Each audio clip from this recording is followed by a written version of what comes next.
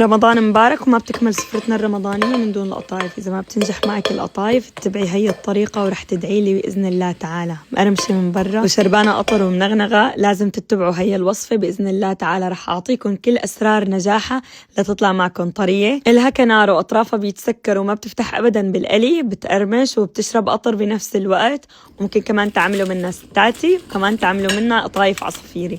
من أنجح الطرق اللي ممكن تجربوها بإذن الله تعالى. الطريقة رح تبلش معنا من الألف للياء مع طريقة التفريز. وفي حال إجاكم ضيوف كنتم مستعجلين فورا طالعوا من الفريزة وتقلوه. بالبداية بنحتاج لكاستين طحين ونص كاسة سميد ناعم أو سميد الفرخة كتير ناعم يكون، ومعلقة صغيرة محلب أو رشة محلب بسيطة، ومعلقة صغيرة بيكنج باودر، ومعلقة صغيرة خميرة، ومعلقتين سكر، ومعلقتين نشا. وبالخلاط بنحط 3 كاسات مي دافية، يفضل تكون دافية، ومنضيف الخليط الجاف على مراحل وبنخلط بالخلاط لنحصل على خليط ناعم جدا. إذا ما متوفر عندكم الخلاط الكهربائي حاولوا تستخدموا المكسر اليدوي، أو إذا خفقتوهن على إيدكم ترجعوا وتأكدوا على خطوة إنه تصفوهن على مصفاية ناعمة لنحصل على خليط ناعم خالي من التكتلات، وهيك بنفعل الجلوتين بالطحين فبيطلع معنا قرص القطايف ممتاز. وكمان نترك الخليط شغلة 10 دقائق يرتاح أو 8 دقائق حد أدنى، و10 دقائق بالكتير.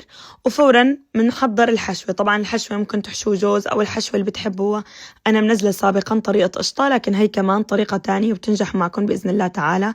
حطيت لتر حليب، نشا وسميد وكمان شوية سكر، نخلطهم على البارد مزبوط. بعد ما اشتد معي الخليط على النار بضيف علبة قشطة وبحط ماء الزهر، بتصير معنا الخلطة جاهزة كتير طيبة، وبنصحكم تعملوها وتجربوها. أو ممكن تستخدموا أدوات تانية انتوا بتفضلوها. بنجيب مقلاية غير لاصقة، درجة الحرارة لازم تكون عالية، أقرب للعالية مو متوسطة، ومنصب الخليط بالنص بالتحديد بالبداية لنحصل على لون متوازي بكل أطراف العجينة. وكمان لازم تكون الأطراف بالشكل هاد، ما تخلوها تنشف على الأخير، لأنه بعد الحشي بتساعدنا كتير بتسكير حبة القطايف، وبإذن الله تعالى مستحيل تفتح بالقلي. شوفوا ما شاء الله العجينة بتجنن، أخذ لون جميل. بتسكروها كلها بإيدكم تعجنوها وبترجع بتفرد معكم.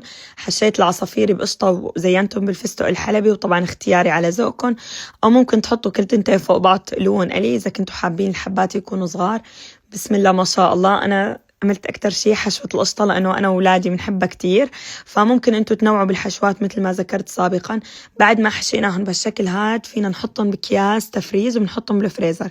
بالوقت اللي بدنا إياهم فورا بنطالعهم رأسا من الفريزر على الزيت ونشربهم بالقطر. حاولوا تكون القطايف العصافيري محمرة شوي، بس القطايف القلي ما في داعي نحمرها كتير لأنه رح تاخد لون حلو بالزيت، وخلوا لونها على شقار أفضل بيكون. وبالنسبة للقطر لازم يكون بارد وسميك مشان نحافظ على القرمشة تبع القطايف وما يتشتش بالقطر. وهيك كانت وصفتنا اليوم، إن شاء الله تكون نالت إعجابكم. وحاولوا وقت القلي فورا من الزيت صفوهن شوي وفورا على قطر السميك، وبعدين قدموهن. إن شاء الله ألف صحة وهنا. ما تنسوا اللايك. سلام.